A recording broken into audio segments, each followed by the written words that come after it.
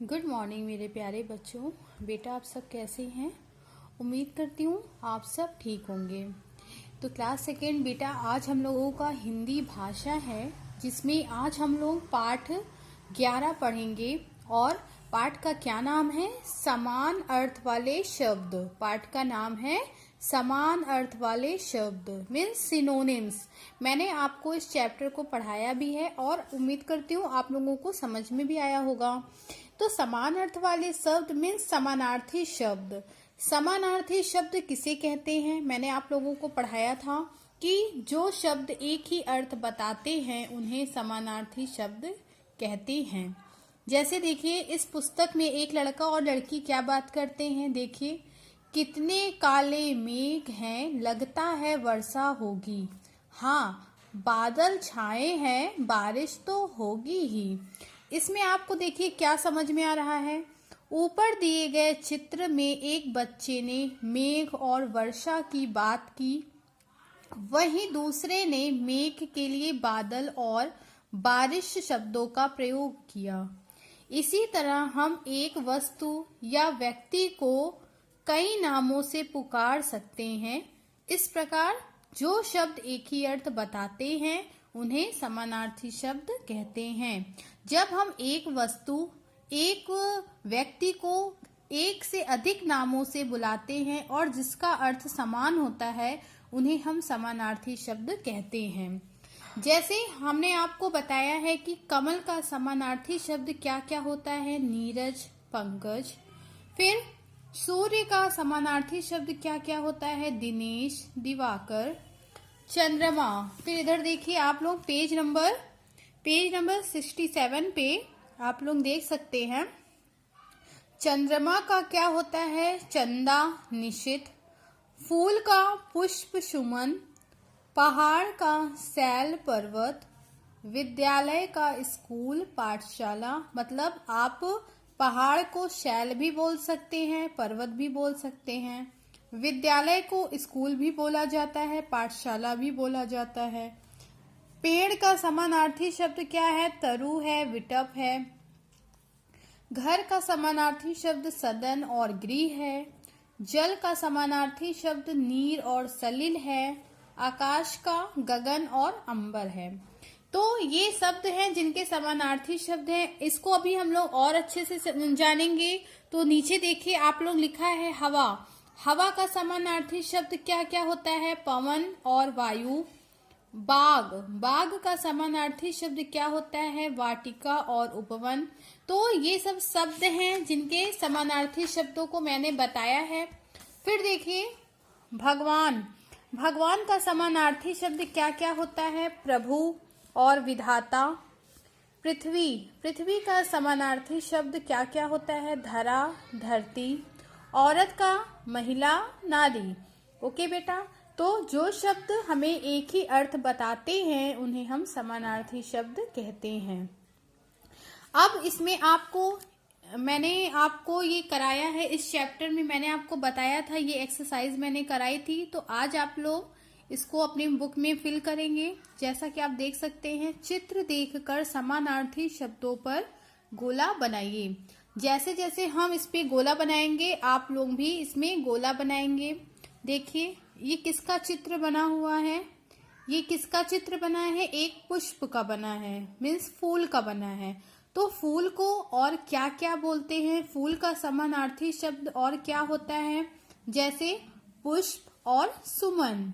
फूल का समानार्थी शब्द क्या है? पुष्प और सुमन। तो पुष्प और सुमन पे हम क्या कर देंगे? गोला बना देंगे। आप लोग भी अपनी बुक में गोला बनाइए। फिर देखिए इधर क्या बना हुआ है? किसका चित्र बना हुआ है? बादल का। तो बादल का समानार्थी शब्द और क्या होता है? मेघ। तो पहले बादल पे आप गोला बनाएंगे और मेघ पर गोला बना देंगे। बादल का समानार्थी शब्द मेघ। फिर देखिए इस साइड एक औरत बनी हुई है। औरत का समानार्थी शब्द क्या क्या होता है? नारी और महिला। नारी और महिला। फिर यहाँ पर देखिए एक बगीचा बना हुआ है जिसे क्या क्या बोलते हैं? वाटिका और बगीचा। तो ये समानार्थी शब्द था। जिसको मैंने अभी आपको बताया है। और इसमें आप लोगों को जो चीज़ें ना समझ में आई हो, आप लोग फिर से वीडियो को रिपीट करके देखिए, और उसके बाद भी जो चीज़ें आपको समझ में ना आया करे, आप लोग कमेंट बॉक्स में जाकर आप अपने प्रश्न को लिख के आप अपने क्वेश्चंस को पूछ सकते हैं कि हमें यहाँ पे प्रॉब्लम आ रही है। ओके बेटा, तो इस चैप्टर में मैंने आपको बताया कि समानार्थी शब्द क्या होता है। मैंने आपको बताया वे शब्द जो एक ही अर्थ बताते हैं समानार्थी शब्द कहलाते हैं। वे शब्द जो एक ही अर्थ बताते हैं समानार्थी शब्द कहलाते हैं। जैसे मैंने आपको बताया फूल का समानार्थी शब्द क्या होता है, वृक्ष। फूल का समानार्थी शब्द देखिए दिया गया है, वृक्ष है, पुष्प है, सुमन है। तो इसमें समानार्थी शब्द जो है आपका, उस पे हमें क्या करना है, गोला बनाना है। तो फूल का समानार्थी शब्द पुष्प होता है और सुमन होता है। बादल का, बादल देखिए लिखा भी है, बादल है और मेघ है। बादल का समानार्थी शब्द मेघ होता है। और इधर देखिए एक औरत बनी हुई है, औरत का समानार्थी शब्द नारी बोलते हैं और महिला भी बोलते हैं। यहाँ पर देखिए बगीचा बना हुआ है, वाटिका जिसको बोल सकते हैं आप, और बगीचा भी बोल सकते हैं हम। तो ये हम लोगों का आज का एक्सरसाइज है। और हम लोगों ने पिछले वीडियो में क्रिया पढ़ा था। क्रिया किसे कहते हैं, क्रिया की परिभाषा मैंने आपको बताई थी। इस चैप्टर में मैंने आपको बताया था कि क्रिया किसे कहते हैं। क्रिया किसे कहते हैं, वे शब्द जो किसी कार्य के करने, ये देखिए आप लोग लिखा है, वे शब्द जो किसी कार्य के करने या होने का बोध कराते हैं क्रिया कहलाते हैं। इस चैप्टर में मैंने आप लोगों को इसका क्रिया की परिभाषा बताई थी और इसके उदाहरण भी बताए थे। जैसे सोना, जागना, उठना, नहाना, पहनना, पढ़ना, लिखना, खेलना, नाचना, गाना, हंसना, बनाना, रखना, सिलना, समझाना आदि। ये जितने भी शब्द दिए गए हैं ये क्या हैं, क्रिया के उदाहरण हैं। हम जो भी कार्य करते हैं, हम खेलते हैं, हम नाचते हैं, हम गाते हैं, हम बनाते हैं, हम जो भी कार्य करते हैं वो क्या होता है, वो क्रिया कहलाता है।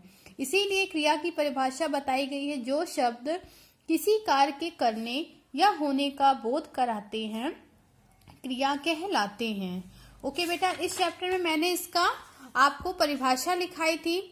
आज हम लोग इसमें क्या करेंगे, आप लोगों को मैंने नेक्स्ट एक्सरसाइज पहले ही पढ़ा दी है, लेकिन इस चैप्टर में हम लोगों का एक एक्सरसाइज रह गया था जिसे हम आपको ये भी बता दें। जैसे दी हुई क्रियाओं से वाक्य बनाइए। मैंने लाइव क्लास में भी आपको बताया था कि दी हुई क्रियाओं से वाक्य कैसे बनाना है। जैसे फेंकना, तो आज हम आपको इसकी वर्कशीट बना कर देंगे। तो लेकिन उससे पहले हम लोग एक बार फिर से समझेंगे यहाँ पर। जैसे देखिए फेंकना, तो हमने फेंकना से एक वाक्य आपको क्या बताया था कि हमें कूड़े को हमेशा डस्टबिन में फेंकना चाहिए। फिर दूसरा है फिसलना। फिसलना से हमने क्या बताया था आपको कि उधर केले का छिलका पड़ा हुआ है, ध्यान से चलो कहीं फिसल ना जाना। फिर इधर देखिए लिखा है सफाई करना, हमें अपने कपड़ों की सफाई खुद करनी चाहिए। फिर है कपड़ा धोना, हमें अपने कपड़े धोने चाहिए, हमें अपने कपड़े स्वयं धोने चाहिए। आप कुछ भी जो आपको समझ में आए आप अपने से भी बना सकते हैं, लेकिन आपको वाक्य सही बनाना है। जैसे हमको सफाई करना से एक शब्द ये भी बना सकते हैं कि हमें अपने घर की सफाई रोज करनी चाहिए, या हमें अपने कमरे की सफाई रोज करनी चाहिए, हमें अपने कपड़े स्वयं धोने चाहिए। तो वाक्य आप कुछ भी बनाइए, लेकिन वाक्य सही बनना चाहिए, वाक्य हमारा सार्थक बनना चाहिए, जिसका कोई अर्थ निकले। ओके बेटा, तो ये इस चैप्टर में हम लोगों का आज का क्या था कि क्रिया की जो एक्सरसाइज रह गई थी चैप्टर 10 में आप लोगों को मैंने करा दिया है, और चैप्टर 11 में ही मैंने आपको पढ़ाया है कि समान अर्थ वाले शब्द क्या होते हैं। वे शब्द जो एक ही अर्थ बताते हैं वे समानार्थी शब्द कहलाते हैं। जैसे कमल का नीरज, पंकज, सूर्य का दिवाकर और दिनेश। और भी उदाहरण मैंने आपको बताए हैं, और उम्मीद करती हूँ आप लोगों को समझ में आया होगा कि समानार्थी शब्द क्या होते हैं। तो बेटा आज के लिए बस इतना ही, और मैं आपको इसकी वर्कशीट बनाकर दूंगी, तो आप इसे अपनी कॉपी में उतारिएगा, हिंदी भाषा की कॉपी में, और इसे याद करिएगा और अपनी अटेंडेंस लगाइएगा। ओके बेटा, thank you so much, God bless you, bye.